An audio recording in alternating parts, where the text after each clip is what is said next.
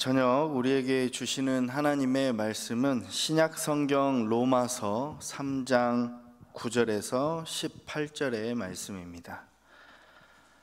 제가 가진 성경으로 신약 242쪽에 있습니다. 로마서 3장 9절에서 18절의 말씀입니다.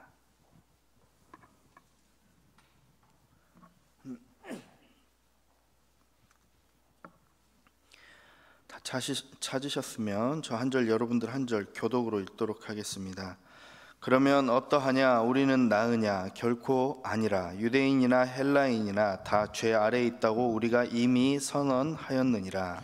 기록된 바 의인은 없나니 하나도 없으며 깨닫는 자도 없고 하나님을 찾는 자도 없고 다 치우쳐 함께 무익하게 되고 선을 행하는 자는 없나니 하나도 없도다. 그들의 목구멍은 열린 무덤이요 그 혀로는 속임을 일삼으며 그 입술에는 독사의 독이 있고 그 입에는 저주와 악독이 가득하고 그 발은 피 흘리는 데 빠른지라. 파멸과 고생이 그 길에 있어 평강의 길을 알지 못하였고 그들의 눈 앞에 하나님을 두려워함이 없느니라 함과 같으니라. 아멘. 할렐루야. 아멘. 오늘 우리에게 이 주신 말씀 가운데 사실은 썩 편한 말씀은 아닙니다. 굉장히 불편한 선언으로 시작하는데요. 10절에 이렇게 되어 있죠. 기록된 바 의인은 하나도 없으며 라고 되어 있습니다. 우리는 이렇게 생각하면서 살아갑니다. 난 그래도 양심적으로 살려고 노력하는 편이지. 그래도 저 사람보다는 조금 낫진 않나.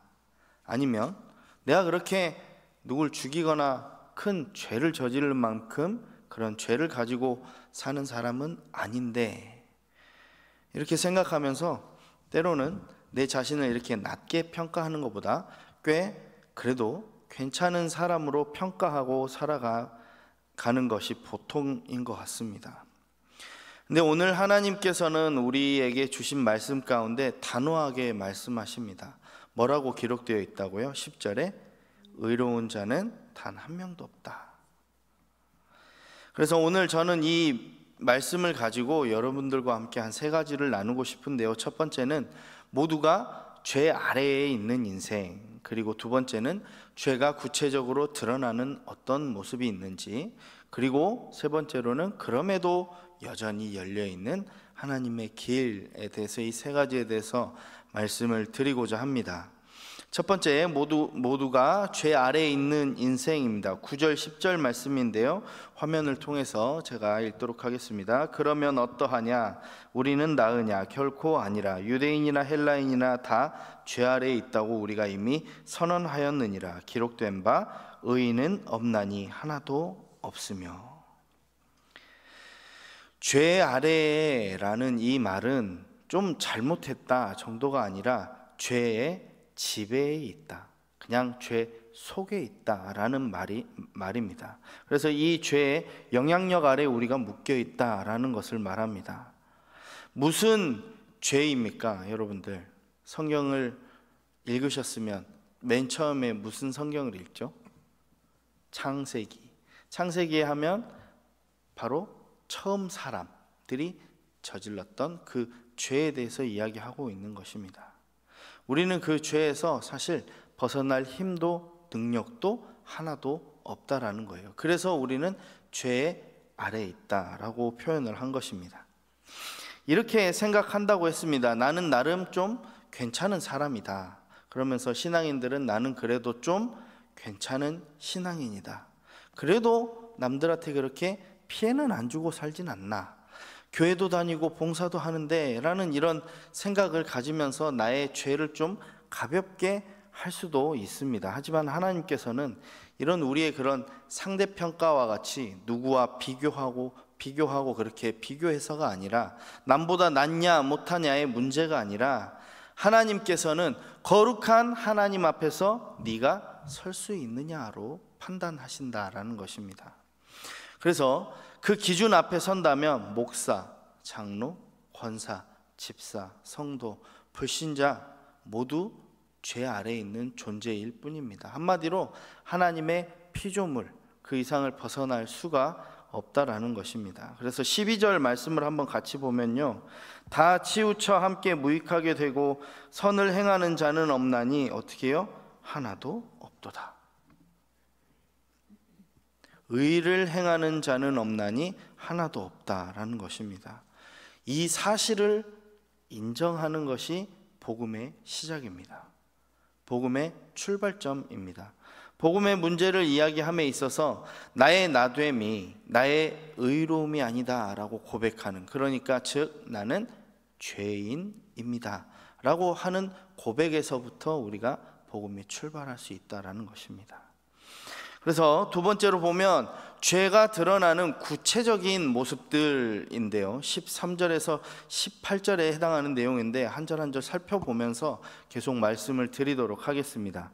그래서 바울은 우리가 죄인입니다 라고 이렇게 추상적으로만 말하지 않고 죄가 어떻게 눈에 보이게 나타나는지 알려줍니다. 13절 14절입니다. 같이 볼까요? 그들의 목구멍은 열린 무덤이요, 그 혀로는 속임을 일삼으며 그 입술에는 독사의 독이 있고 그 입에는 저주와 악독이 가득하고 라고 이야기합니다.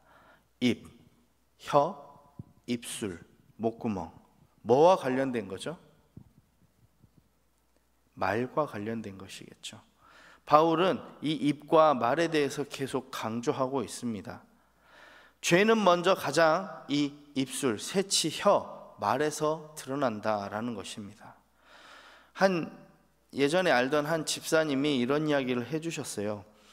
그분이 다니던 이 회사에 단톡방이 하나 있었는데 거기에서 있었던 일인데, 그 회사 단톡방에서 카톡에 있는 그 단체방에서 한 동료가 실수를 했습니다. 그런데 그 실수로 이제 동료가 좀 창피했던지 채팅방에서 나가게 됐어요. 그러자 이 사람의 이야기들을 다른 동료들이 하기 시작한 거예요.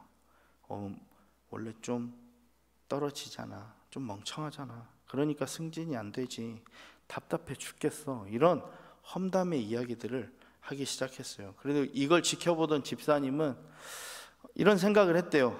나도 그 사람 때문에 한번 되게 애먹은 적이 있었지 라고 생각하면서 그저 그냥 그런 말들에 웃는 이모티콘을 하나 눌렀대요.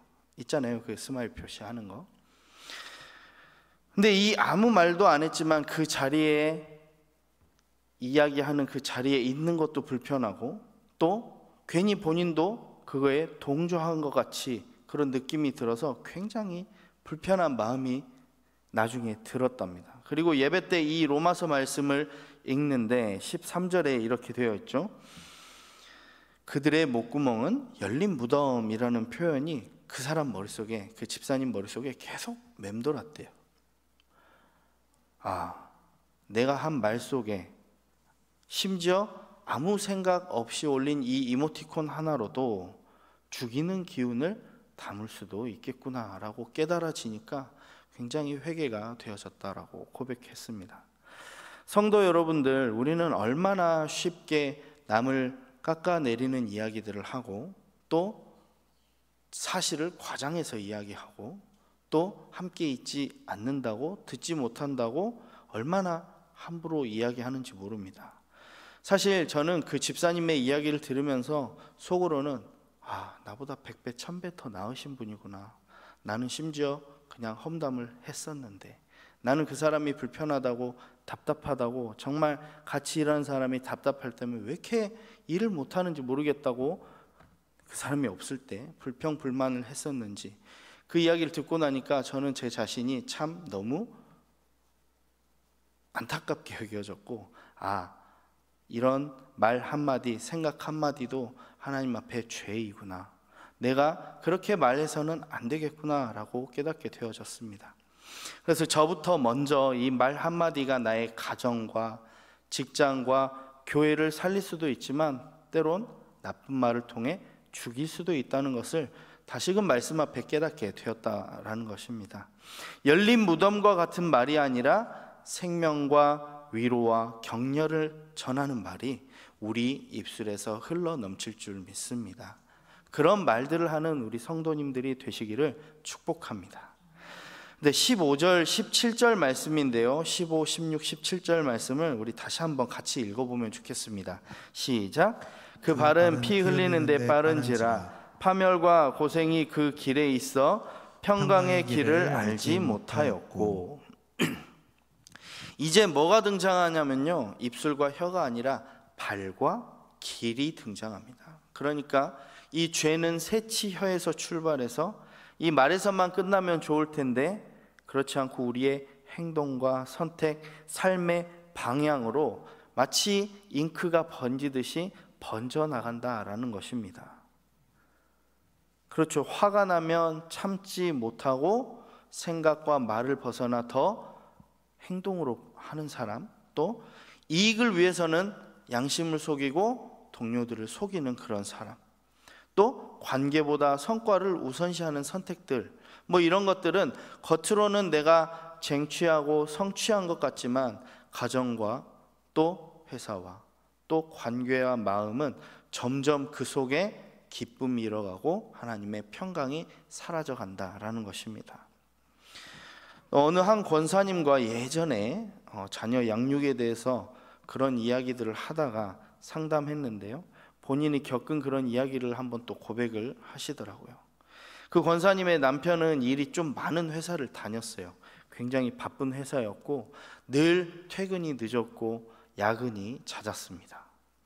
그런데 그런 남편을 바라보는 아내의 그 눈빛은 처음에는 힘들겠구나 이렇게 했다가도 너무 오랫동안 그렇게 지속이 되니까 측은한 마음보다는 이제는 나보다 회사가 더 좋은가 보지? 가족을 사랑하긴 하는 걸까 하는 이런 생각까지 하게 되었다고 합니다. 이제 그러던 어느 날, 그날도 역시 남편은 늦게까지 야근을 했고 또 그날은 하필이면 또 큰아이가 시험을 본 성적표를 들고 온 날이었어요. 성적을 잘 맞았으면 제가 이런 이야기를 안 했겠죠. 그 권사님이 기대 이하의 점수였습니다. 얼마나 속상했겠어요. 근데 그날 좀 늦게 들어온 남편을 얼굴을 보자마자 마음에 있던 말들이 쏟아져 나오는 것입니다. 바가지를 긁은 거죠. 남편은 이 말을 들었어요. 이래가지고 애 교육이 되겠냐, 당신은 애한테 관심이 있냐 없냐, 맨날 회사. 제가 지금 무표정으로 말씀드렸지만은 그 권사님의 표정 생각 어떻게 되는지 아시겠죠? 네. 그 한마디에 남편은 얼굴이 굳어버리고요, 아이는 그 이야기를 듣다가 방으로 쏙 들어가 버렸습니다. 그 집안의 분위기, 공기는 어땠겠습니까? 싸늘해져 아무 말도 할 수가 없었답니다. 이 말씀을 하신 그 권사님이 나중에 기도하면서 이렇게 깨달았다고 고백합니다. 내가 옳은 말은 했을 수 있지만 의로운 태도로 한 말은 아니구나 라고 고백하면서 참 내 입에서 한 말이 이 가정의 평화와 평강을 깨트렸구나 라고 고백을 하시더라고요. 죄는 이렇게 가정 안에서 아주 평범한 하루의 대화 속에서 우리의 말과 태도로 스며듭니다. 그 생각부터가 그렇다는 것이죠. 그 결과가 어떻게 돼요? 17절을 한번 읽어볼까요? 시작. 평강의 길을 알지 못하였고.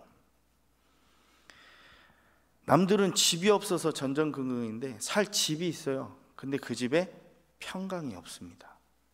하나님께서 외롭지 않도록 나에게 가족을 주셨는데 그 아름다운 가족을 이뤘음에도 불구하고 가정 안에 평안이 없습니다. 또 서로 같이 밥을 먹는데 마음은 멀리 떨어져 있다. 왜 그런 것일까요? 왜 우리는 남들이 눈물로 기도해도 갖지 못하는 것들을 누리고 가지고 살아가면서도 평강과 평화가 없고 늘 불평과 갈등, 불만이 있었을까요? 그것은 오늘 18절에 말하는 하나님을 두려워하지 않는 마음이 있었기 때문입니다. 18절 말씀 한번 읽어볼까요? 시작. 그들의 눈앞에 하나님을 두려워함이 없느니라 함과 같으니라. 죄의 뿌리는 결국 여기에 있습니다. 내가 하나님을 두려워하지 않는 마음. 하나님을 두려워한다라는 것을 생각해 보면 하나님께 내가 벌 받을까 봐 벌벌 떠는 것이 아니라 하나님을 진짜 내 주인으로 인정하지 않고 하나님 앞에서 내 생각과 내 선택을 점검하는 게 하나님을 두려워한다라는 것입니다. 예배는 드리지만 실제적인 내 삶에서는 내 기준대로, 내 감정대로, 내 생각대로만 결정한다면 진짜 우리는 하나님을 두려워하는 삶이 아니다라는 것입니다. 그래서 우리는 늘 코람데오, 그러니까 하나님 앞에서 서 있는 그 정신으로 겸손한 마음과 감사한 마음으로 살아가야 할 줄 믿습니다. 무엇보다도 우리가 생각하는 말과 행동, 내가 하는 모든 일들이 하나님 앞에 합당한지 한 번씩 생각하고 행동하라라는 것입니다. 내가 지금 이 말 해도 괜찮을까? 하나님이 괜찮아 하실까라고 생각하는 것, 내가 지금 하게 되는 이 결정 우리 하나님께서 기뻐하실까라고 질문하는 거예요. 누구한테요? 내 자신한테요. 그리고 이 질문을 하지 않고 결정하고 행동했을 때 분명히 죄가 도사리고 있고 하나님의 뜻과 조금씩 멀어져가는 나를 볼 수 있게 되는 것입니다. 반대로 하나님 앞에 그런 질문을 하며 늘 나의 생각을 점검하고 나의 행동을 점검한다면 하나님이 기뻐하시고 평화로운 삶이 되지 않을까 싶습니다. 자, 이제 그럼에도 열려있는 하나님의 길인데요, 방금까지 이야기를 들으면 굉장히 침울합니다. 우린 죄에서 벗어날 수 없는 존재고 늘 그런 삶을 살아가는 사람일 것처럼 이야기했지만, 하지만 땅의 것만 바라보고 세상의 것, 우리들 것만 바라보면 소망이 없지만 우리는 무엇을 바라봐야 되죠? 하늘을 바라보고 십자가에 달리신 예수님을 생각해야 합니다. 복음은 우리를 보지 말고 예수 그리스도를 보라고 이야기하고 있습니다. 로마서 3장 21절에서 22절의 말씀인데요, 여러분들 찾았던 성경 조금만 뒤로 가면 있어요. 우리가 함께 같이 이 말씀 3장 21절 22절 한번 읽어보겠습니다. 시작. 이제는 율법 외에 하나님의 한 의가 나타났으니 율법과 선지자들에게 증거를 받은 것이라. 곧 예수 그리스도를 믿음으로 말미암아 모든 믿는 자에게 미치는 하나님의 의인이 차별이 없느니라. 아멘. 율법 외에 하나님의 한 의가 나타났으니 누굽니까? 바로 예수 그리스도라는 것입니다. 우리가 스스로 의로울 수 있는 존재가 될 수 없기 때문에 하나님께서 당신의 의를 우리에게 보내주셨다라는 겁니다. 바로 예수님을 말이죠. 우리가 죄 아래에 있을 때 예수님은 십자가 아래 서셨습니다. 우리가 하나님을 찾지 않을 때 하나님이 먼저 우리를 찾아오셨습니다. 우리가 평강을 잃어버렸을 때 예수님이 평강의 왕으로 우리에게 찾아오셨습니다.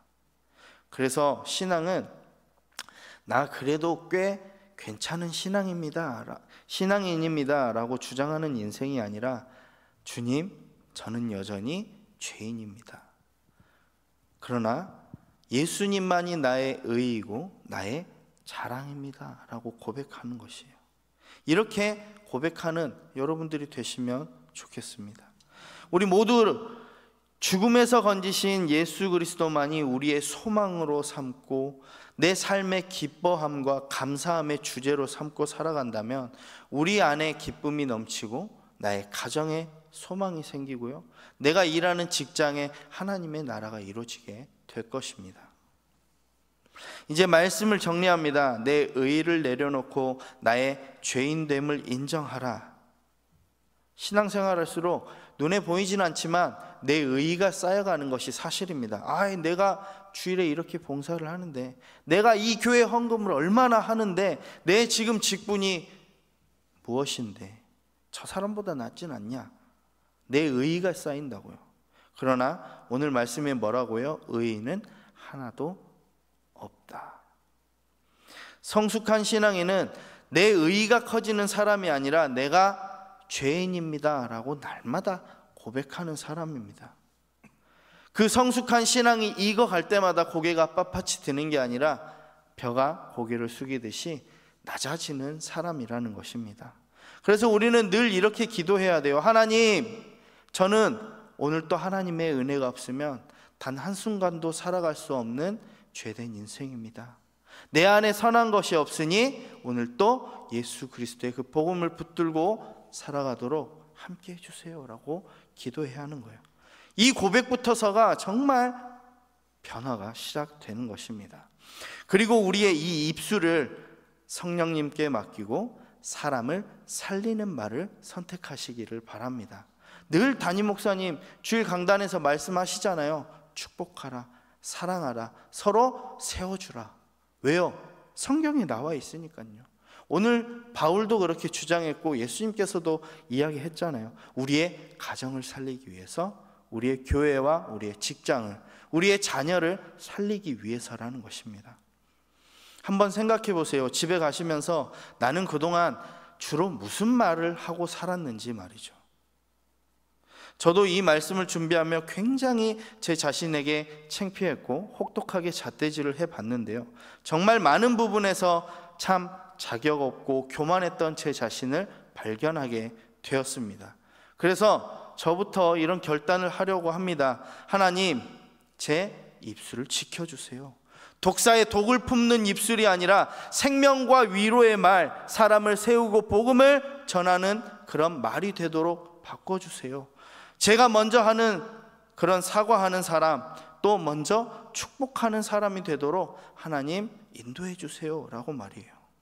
그래서 사랑해, 미안해, 고마워, 수고했어, 괜찮아, 다시 하면 돼, 이런 말들을 하면서 서로 축복하며 세워주는 말을 하려고 결단을 했습니다.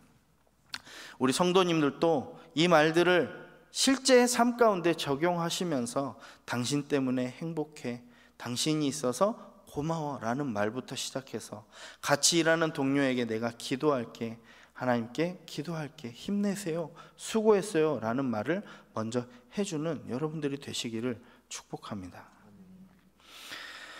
또 마지막으로 우리가 삶을 살아가면서 늘 하나님께 묻는, 하나님을 두려워하는 인생이 되어야 합니다. 아까 말씀드렸죠?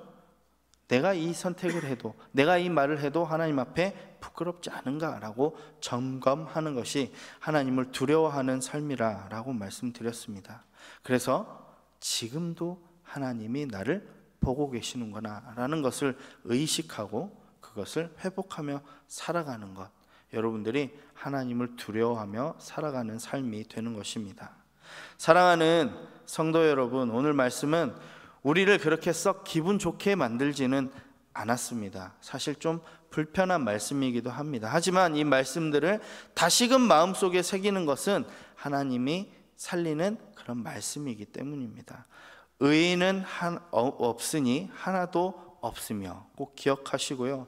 이 말씀 앞에서 나는 괜찮아요 주님이라는 이런 가식과 가면을 벗어버리고 아까 제가 했던 고백과 같이 주님, 저는 죄인입니다. 나의 십자가 소망 예수 그리스도만을 바라보며 오늘 하루도 살아가도록 매 순간 함께 해주세요 라고 고백하는 우리 온 성도님들 되시기를 간절히 소망합니다. 우리 함께 이 찬양 박수치면서 부르시고요, 함께 기도했으면 좋겠습니다. 죄에서 자유를 얻게 함은 우리 다 같이 박수치며 찬양하도록 하겠습니다.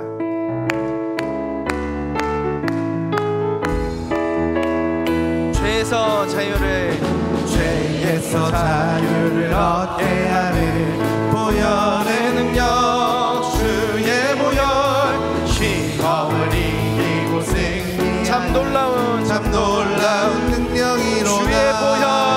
주의 보혈 능력이 또다. 주의 피 믿으고 주의 보혈 그 어린 양의 매 2절 부릅시다. 육체의 정욕을 이길 힘은, 육체의 정욕을 이길 힘은 보혈의 능력, 주의 정결한 마음을 얻게 하니 참 놀라 희게 눈보다 더 희게 밝히는 것 보혈의 능력 주의 보혈 무성한 모든 것 밝히시니 참 놀라운 능력 주의 보혈 주의 보혈 능력이 또다 주의 피 믿으오 주의 보혈 그 어린 양의 매우 귀중 4절 고백합시다. 구주의 복음을 전할 제목 보혈의 능력 주의 보혈 날마다 나에게 찬송 주니 참 놀라운 능력이로다 주의 보혈 능력이 또다 주의 피 믿으오 주의 보혈 그 어린 양의 매우 귀중한 피 한 번 더 고백합시다. 주의 보혈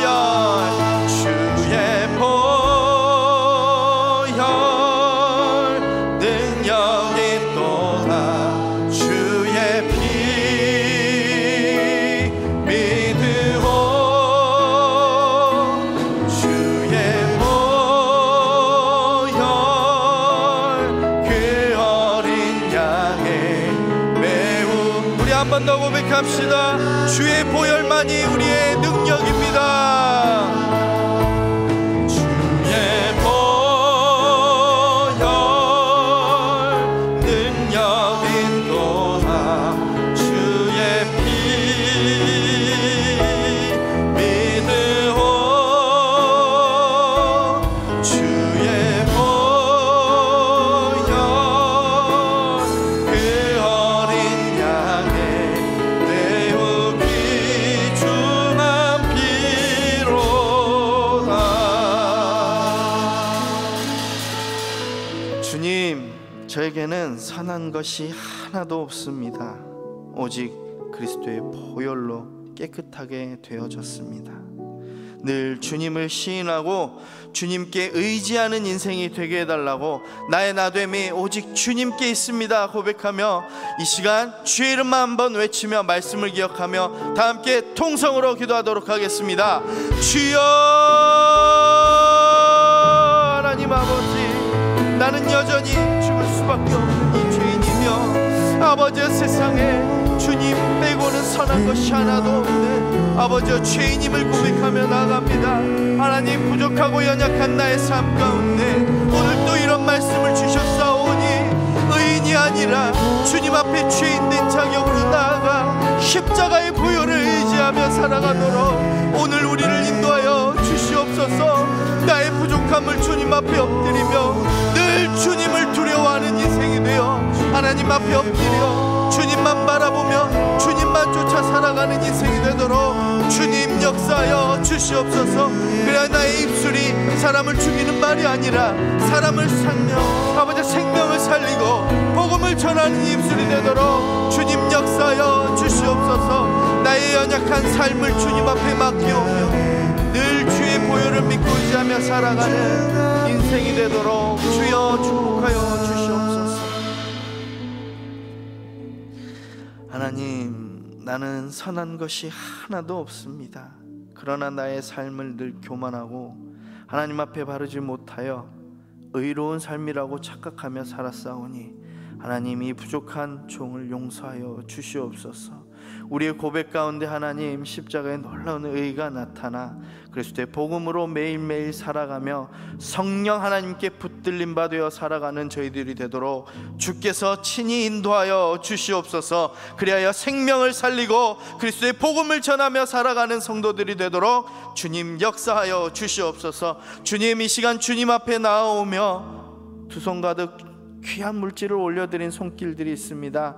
하나님, 친히 복을 내려 주시옵소서. 그들의 삶을 통하여 하나님 의가 나타나도록 하나님 인도하여 주시옵소서. 감사드리며 거룩하신 예수 그리스도의 이름으로 기도하옵나이다. 아멘.